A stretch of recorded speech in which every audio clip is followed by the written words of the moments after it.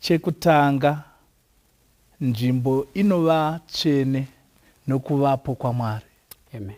Saka presence yaMwari ndio inoita kuti nzvimbo ive tsvene. Amen.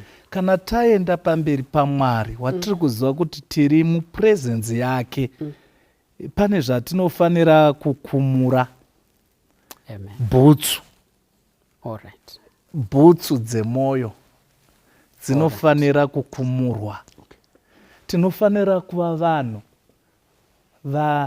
vakazvidzikisira, vari humble. Amen. Humility comes before honor. Saka Moses uyu anga asina kuchipa, asi akaenda pamberi paMwari. Muri kumuona here kuti anga akadzidza, madhigirii anga anawo asingaperi. Asi kana waenda pamberi paMwari, haudzidzisi Mwari, unodzidziswa naMwari. Thank you. Sure. Moses anga ari komanda wearmy. Zvinoreva kuti anga ari good strategist, aigona kurongedza hondo. Izvokwadi. Kana waenda pamberi paMwari, nokuziva kwose ibhutsu dzinofanira kumbosiyiwa, Pastor Chiriga. Sure.